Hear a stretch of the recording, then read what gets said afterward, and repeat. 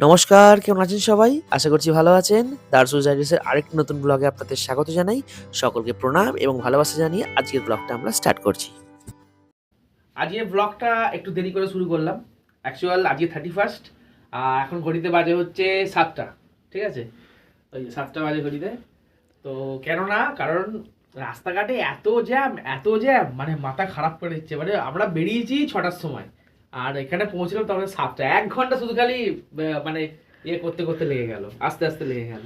তো যাই হোক, তো আজকে 31st কিছু তো আমাদের তো সেরকম কিছু হয় না। তো আমরা বললাম চলো তাহলে একটুখানি মাংস নিয়ে যাই, একটু পোলাও করি একটুখানি। আমার মতো ওটা তো মা তো একদম এক্সপার্ট পুরো একদম, তো ওই জন্য মাংস পোলাও করে করা হচ্ছে এখন।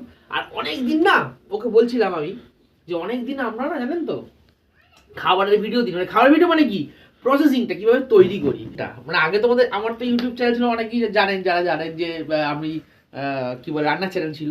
তো ওকে বললাম চলো না একটা, অনেক তো ট্রাভেল ব্লগ দিয়েছি, আপনি এমনি ফ্যামিলি ব্লগও থাকে, সবই আপনারা মোটামুটি পছন্দ করেন, যারা যারা পছন্দ করেন। তো আজকে বললো যে চলো আজকে একটু খাবারের মেকিংটা তো পারি, কীভাবে তৈরি করছি না করছি এটা নিয়ে দেখাবো আজকে। 31st আজকে স্পেশাল থাকবে এটা একদম পুরো, যে খাবারটা কীভাবে তৈরি করছি আমরা। তো এই মাংস ধুচ্ছে মা, রেডি হয়ে গেছে। আর ম্যাডাম ভিডিও করছে। আজকে স্ট্যান্ডটা আনতে ভুলে গেছে। আমি ওকে বলেছিলাম যে যখনই তুমি এখানে আসবে কিছু আনো না আনো স্ট্যান্ডটা যেন অবশ্যই হয়ে যায়। এটা বলে এটা কাট করবে না, স্ট্যান্ড আনিনি বলে হাত থেকেই ফোনটা পড়ে যাচ্ছে। এই দেখতে পারেন যে এই যে কেঁপে গেল স্ক্রিনটা, ফোনটা ফেলে দিয়েছিল আর একটু বলে, মানে নিজেই ফেলে দিয়েছে, জানে ভালো করে যে আমি ক্যাচ লুপে নিয়েছি। হ্যাঁ ফেলে ক্যাচ লুপে দিয়েছে। মানে চিন্তা করুন, মানে একে স্ট্যান্ড আনেন না তার উপর এই অঘটন ঘটাতে যাচ্ছিল। তো যাই হোক, এই যে সব আনা হয়ে গেছে, ঘি রেডি, এখানে আর কিছু আছে, এই যে গোটা গরম মশলা, এখানে তো গোটা গরম মশলা আছে, এই যে ঠিক আছে, দই আছে, দই আর বাকি সব মাংস টাংস ধোয়া হচ্ছে ওখানে তো সব। আর এই যে একটা চিপস এনেছি, এই যে এই চিপসটা এখন খাবো। এটা আমার খুব ফেভারিট চিপস, লেজের ক্রিস্পিটা, এটা হেভি লাগে আমার, দারুণ লাগে চিপস। এটাও তো পাওয়া যায় না আবার। হ্যাঁ এটা অনেক সময় পাওয়া যায় না এক সময়। তো এই যে এতক্ষণ তুমি করছো, আমি একটু তোমার একটু করে দিই। আমার কাছে নিও না। কেন নেবো না কেন? তো চলো তাহলে ওপরে চলো, তাহলে চলো, মা ডাকছে, একটু গান টান চালাবো একটুখানি। তো চলুন দেখা হচ্ছে তাহলে রান্নার ওখানেতে, চলুন। সো আমাদের এই যে রেডি, এই যে চিকেন ধোয়া কমপ্লিট। দেখাও চিকেনটা একটু দেখাও। ইয়েস, চিকেন ধোয়া কমপ্লিট। এবার এখানেতে সবার ফার্স্টে মা দিচ্ছে নুন। এই যে চলে এলো নুন, ইয়েস, সাথে দিন এই লেবুটা ঢুকিয়ে দিয়েছি। ওদিকে শোনো, হাতে দেখি আমি আন্দাজটা। দেখুন ছড়াচ্ছি, এখন থাকো, তাই তো? ঠিক আছে, 1 চামচ নুন দিয়ে দিলাম। আচ্ছা মা, এবারেতে যেটা কথাটা হলো যেটা, সেটা হচ্ছে রসুনটা দেওয়া হবে না।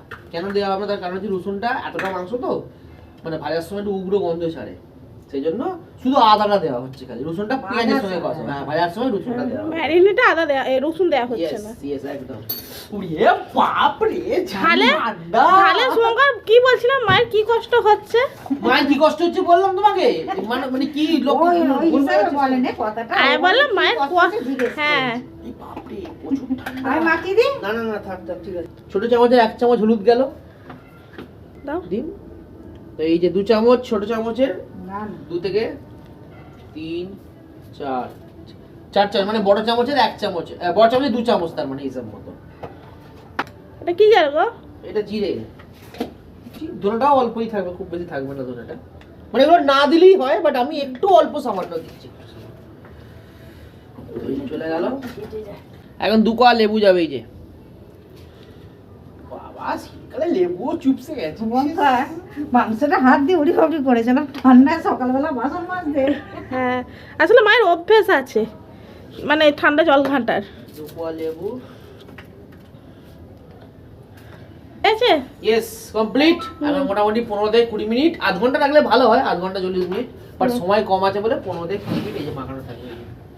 ঠিক আছে, বাস, তারপর কি মাখাবে? তারপর পরের প্রসেসে দেখানো হবে নিশ্চয়ই। ঠিক আছে। এই যে আমাদের কালারিং চলছে এখন, এটা হচ্ছে হলুদের কালার, এই যে দেখে নাও, এটা মা একটু হলুদ দিয়ে তাকে ওই ফ্যানের গরমটাকে দিয়ে গুলে এই এখন আমাদের দিয়ে দেওয়া হচ্ছে। মানে কোনো আর্টিফিশিয়াল কালার আমরা ইউজ করি না কোনো ক্ষেত্রেই না। মানে অনেকেই হয়তো করে না, কলাইয়ের হলুদটা হলুদ দিয়ে হয়। হ্যাঁ অনেকেই করে তো হলুদ দিয়ে, আমরাও করি। আর এই যে দই ফাটানো চলছে এখন, দইটা এটা মাংসের মধ্যে চলে যাবে। মাংস মোটামুটি 15-20 মিনিট হয়ে গেছে, এবার এটার মধ্যে চলে যাবে। ব্যাস দিয়ে এবার রাজকীয় ভাবে কষা হবে, কষা আর কিছু হবে। সো এখন আমাদের দই দেওয়া চলছে। এই যে পুরো দইটা দিয়ে একদম ভালো করে মাখিয়ে দেওয়া হবে, ঠিক আছে? ঠান্ডা লাগছে তো? ঠান্ডা মানে একদম হাত পুরো কনকনিয়ে যাচ্ছে। এবার তাহলে বসাবে তো? এবার বসিয়ে দেবো, পেঁয়াজটা কষবো। ওকে শুভঙ্কর, ইয়েস। এখন কি চলছে?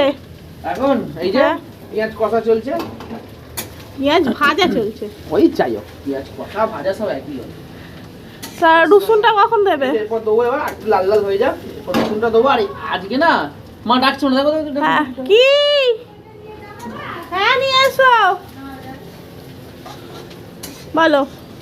এবারে না একটু অন্যরকম করবো, কারণ মানে অন্যরকম মিন্স এর সঙ্গে আদা রসুনটা দিয়ে দেবো। আদাটা অল্প দেবো, কারণ যেহেতু মাংসতে দেওয়া আছে বলে অল্প আদা, সামান্য আদা রসুনটা দিয়ে কষিয়ে নিয়ে ওইটা মাংসের উপর ঢেলে দিয়ে ভালো করে ম্যারিনেট করতে, তারপর মাংসটা দিয়ে দেবো। কারণ না মাংসটা নাড়তে অসুবিধা হবে, ও আগে ওর উপর দিয়ে দেবো পুরো, মানে আচ্ছা এটাকে বলে আচ্ছা তড়কা দেওয়া, যেটাকে বলা হয়। আচ্ছা আচ্ছা তড়কাটাকে দিয়ে দেবো। প্রসেসটা অন্য করছো? ইয়েস, অন্য মিন্স কি, মানে ওর উপর দিয়ে কষিয়ে নিলাম, এবার তারপরে রান্নাটা হবে। আচ্ছা দিয়ে মাংসটাকে এবার ঢেলে দিলাম, বুঝতে পেরেছো? হ্যাঁ বুঝতে পেরেছি।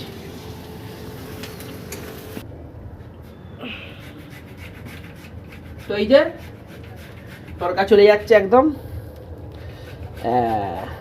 চলে গেল। আরেকটা জিনিস যেটা হচ্ছে সেটা হচ্ছে ওই যে ওখানে মাকে দেখাও, ওখানেতে আমাকে দেখাতে হবে না। হ্যাঁ মা হচ্ছে পেঁয়াজটা চাচিতে চেঁচে নিচ্ছে। হ্যাঁ, মিষ্টিতে করলে বড্ড ঘুঁটে হবে। মানে দু রকম পেঁয়াজ যাবে অ্যাকচুয়াল, মানে এটা যেমন ভাজা ভাজা পেঁয়াজটা চলে গেল একদম তরকার মতো করে পুরো একদম, আর ওখানে যাচ্ছে হচ্ছে আমাদের পেঁয়াজটা কি বলে, চাচা পেঁয়াজ। এটা কি হয়, দু রকম করে দিলে কি হয়, গ্রেভিটা খুব সুন্দর হয়, বেশি গাঢ় হয়। একদম গাঢ় হয়, সুন্দরও হয়। চলো এটা কমপ্লিট, মাটা দিয়ে দিই ওটা। তো এটা তো আবার মাখাতে হবে পেঁয়াজটা। ওটা মাখিয়ে দিচ্ছি, ওটা আমি। আচ্ছা হ্যাঁ আর শুভঙ্কর কি সুন্দর গন্ধ উঠেছে গো। সেই জিনিস তো হচ্ছে, কই দেখি, দেখাও। হ্যাঁ খুব সুন্দর কালারটা এসছে। বললাম তো, অথচ কোনো মানে এমনকি কাশ্মীরি লঙ্কাও ইউজ হয়নি। অল্প একদম সামান্য, মানে 1 চামচের মতো দিয়েছি, ও। তার মধ্যেই নিয়ে নিয়েছি এটা।